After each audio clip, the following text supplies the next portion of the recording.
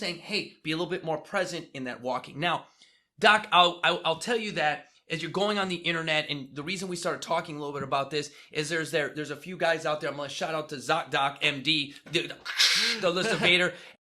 I keep this handy. It's a stress ball. Because sometimes when I get angry, I use the force and I pretty much devastate everything within a 100-meter radius. But if I squeeze this, it just really takes the edge off. You know what I mean? This is one of my favorite places in the hospital. It's where I come for all my supplies when I need casting gear, dark side accoutrements, different salves for my burns. Also, I come here to cry. And he did a few podcasts, which I love, Now, he talked about, he lived in Silicon Valley. I lived in Chicago.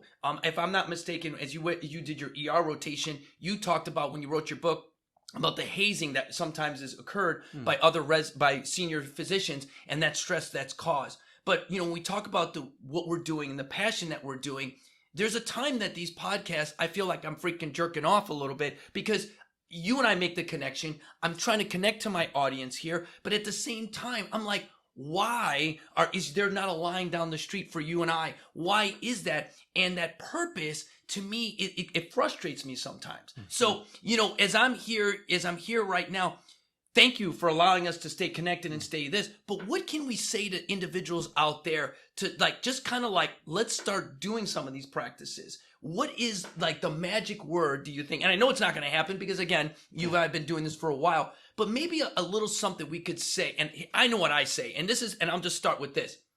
Treat your body better than you treat your computer.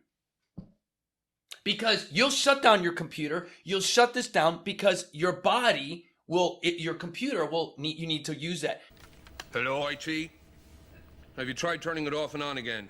Same thing with your car. You're going to get your oil changed. Treat your body better than you treat your car. Those are small analogies I put out there. What is a little takeaway you could tell someone that really they could do? Good. So, Doc, I've used, again, some of the things that I use is, treat your body better than you treat your computer. The other one is, we change our oil every 3,000. We take it to the mechanic. We're like, oh, let my baby go. Doc drives a nice car. I drive a truck. And I just want you to know my baby's always watched. He's always taken care of. But sometimes, Doc, we wait for a stroke. We wait for a life thing to say. And unfortunately, that's not when we want to see them. Yeah. So what the takeaway? What can they kind of put in the back of their programming to kind of help them with that? I hear you.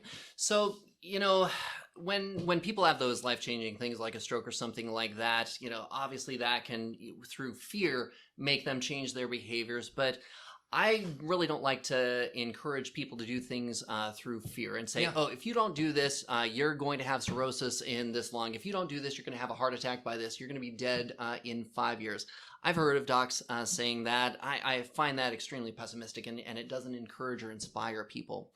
But, in trying to get patients or clients or anybody to do the things that we as outsiders sort of believe them to need to do, you're having two competing motivators.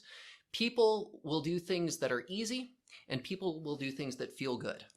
And whenever the thing that is easy is being lazy, not exercising, not taking care of yourself, just doing the status quo with how I think about work, enough to get my salary, enough to get home, not have my wife yell at me, any of those kinds of things that just get me through the day, that's the easy thing. Yep. You have to overcome people's desire to just maintain the status quo and get the easy things done. Yeah.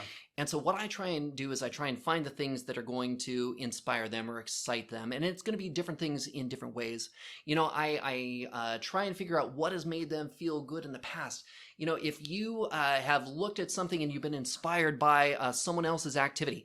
I saw several months ago on the news and then on YouTube several times where a tourist in Paris saw a baby being dangled by his father from the balcony. Yep. And this guy climbs up the balcony 6 floors up there to help the baby.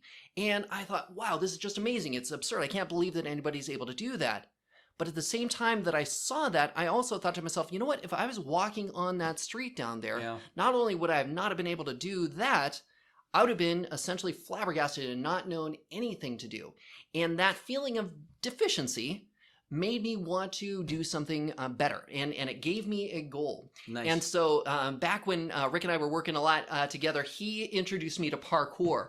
And he used to do this with me, and he used to try and get me into it. And yeah, I might be able to jump up one step if I were lucky. But, you know, I didn't invest myself into it back then, but because I saw something that got me excited, made me see a reason for it, now I use this sort of as my motivation. Yep. And so as I'm sitting there on the elliptical machine, jumping and going as fast as I can, go, I'm watching these videos that are 10 to 12, 100 steps farther than I can go, but I'm using it to motivate me and inspire me. And it can be different things like this. When patients that I talk to just want to be able to have enough energy to go around with their kids or their grandkids, I say, okay, if we do these things for this isolated period of time, I downplay the amount of effort that they're going to do, but I say, do this on a regular basis, and we will have that goal. Get yourself inspired for the things that is going to motivate you. So Exactly. I look to those kinds of things in each of these stages. If we're talking about, going to the gym, being with friends, having camaraderie. If you were there with me and we were talking about what's going on in our life as we're encouraging each other to do 3 more reps, that's going to be something that's going to make me work a little bit hard. That was one of the things that I always loved about your classes whenever we did this, is that the camaraderie is something that we all need as humans. And when you combine that with your exercise efforts, or even to other efforts like your stress reduction and things like this, that can be a tremendous way to reconnect. When you are at work and you are stressing about things and you're talking to people at the coffee counter and things like that, how much are you really dumping the stress? How much are you really relating to them? But if you're getting in there and you're saying, hey, how has everything been? Okay, let's do this together. Let's do something in our workout, or let's do something where we're just chilling.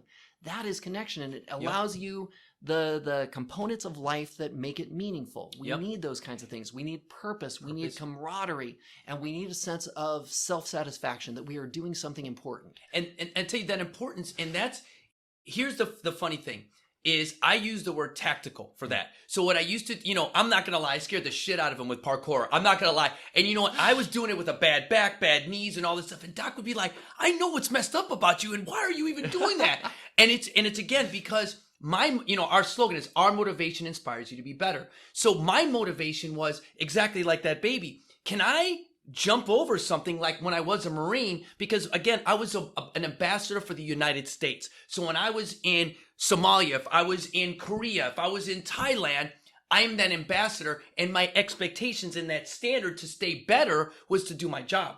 But the nice part about that is the ability to transition that into and show others like yourself. Now, I don't want Doc to be a Marine. But I want him to find the purpose and that passion, the camaraderie that I felt. Moses Avila, Sean Vella, Brian Castle, I'll call you up right now, and you'll fly a plane and you'll come out here on a drop of a dime. That's stuff that Marines have. That's the tactical part I try to show civilians, and when we do this. But here's the nice thing, Doc. Because I am a Marine, and I use the acronym specific, measurable, achievable, realistic target, it's able for civilians to really get better. It gives them the hunger for that camaraderie. It gives them that stuff, but it is scary. And you're right. You can downplay it a little bit, but it's not. It's a lot of hard work. Now, here's what I'll tell you. If I don't do something physical every day, have it, and when I mean physical is like push-ups or something like that, I don't feel I feel a little bit more stressed. I feel like a little bit behind. So there is a little bit that I feel, and I'm going to take this from some of my other military guys, is that's a warrior. That's what we need to do. We need to do, I don't care gender-wise, male, female, whatever. Physical is different than physical, but you need to do something to keep you grounded. You need to keep that purpose and that light. Now, metabolically, of course, you all know the things. It lowers your heart rate. It does all that stuff in this. But I will tell you this, that when I sat here and Doc would be there, and a patient would come in, because of my fitness level, my heart wasn't like this. It was like this. Because the training and the camaraderie that I've done before allowed for me to be nice and chilled. And that's where you take emotion out of it Yeah. and you allow ourselves to be less angry, less this, and the logical mind comes out.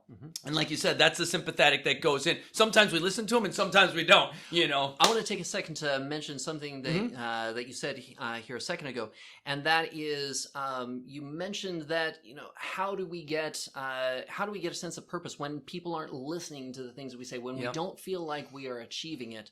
And I hope that you're not feeling discouraged like that, because I've seen how you inspire people to do these kinds of things, and it's very easy to forget that those things are going on. And you have to trust that that's happening when you're not hearing it, and you have to embrace it when the people show you appreciation. Yeah. People probably show you appreciation, and it goes in one ear and out the other because you are thinking about the next thing that you have to get done. Precisely. And I want to remind you that that's out there, and I've seen so many people, get this. And I want to give a shout out to ZDoggMD, who Rick mentioned a little bit earlier there, because I watched one of his recent podcasts, and he was talking actually that he is feeling the same kind of lack of gratification from his career path, because he has these moral principles that he is trying to help the medical practice grow and become more patient-centered, become focused on these kinds of things. And he's feeling like the corporate influence on medicine is sucking away that. And I want him to know that even though he has seen those specific things that have frustrated him about that aspect of his career, I've been watching these videos as a doctor in practice for many, many years, and I see what he is doing for the people that follow him. Yep. And even though you probably only see the negative responses you get on Facebook, YouTube, Twitter, there are the positive influences that you are making out there, and I want you to relish those. I agree. Z-Dog, Rick, everybody else out there, notice those things too, because you deserve them. Me too. Perfect.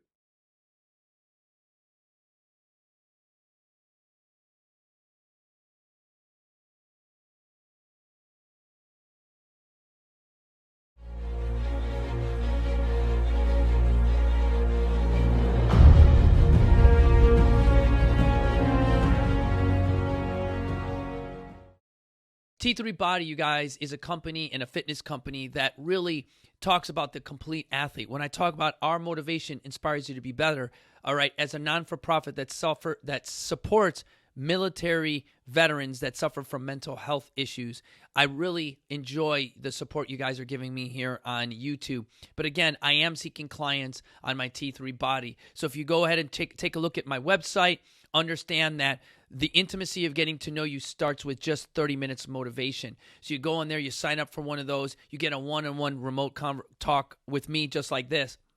Then I encourage you to go and look at one of my training plans, download a 4 to 8 week training plan, and really kind of just test your body, test yourself, and just really start to get yourself ready to then do the next thing, is where you get 4 or 5 of your friends together and dare yourself to be better, where there you have a little bit more of my information along with my training plan. You get some remote sessions with me regardless of where you're at. You notice if you're watching me on YouTube right now, you could see you can hear my voice, and I can train you, all right?